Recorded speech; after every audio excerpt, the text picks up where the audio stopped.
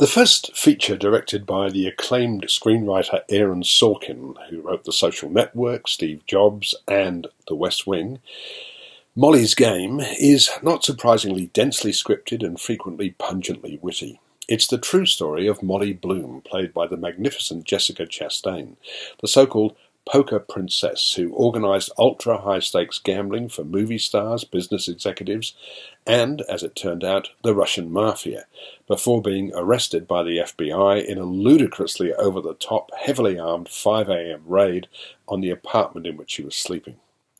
Sorkin constructs the film, which is based on Bloom's memoir of the same name, around the information she gives her lawyer, Charlie Jaffe, Idris Elba, with flashbacks that go back to 2003 when, as a teenager, played by Samantha Eiler, she was preparing for acceptance into the US Olympic ski team when she was badly injured in an accident. Forced to change her plans, she loosened the grip of her very controlling psychiatrist father, Kevin Costner, went to Los Angeles, and was soon offered a job managing the high-roller illegal gambling games organised by Dean Keith, Jeremy Strong. A-list Hollywood stars were allegedly regulars at these games, but the film doesn't name them. Instead, they're represented by Player X, Michael Cera, who makes it clear he's not so much interested in gambling as he is in destroying people's lives. Bloom's concerns are exactly the opposite. When the crunch comes, she makes every effort to prevent information about her clients being used by the authorities.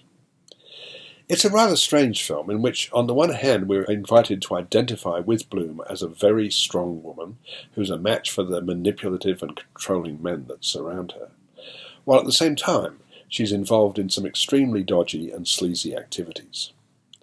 The rapid-fire dialogue and narration, sometimes almost drowned out by the insistent music score, requires a high level of alertness on the part of the viewer.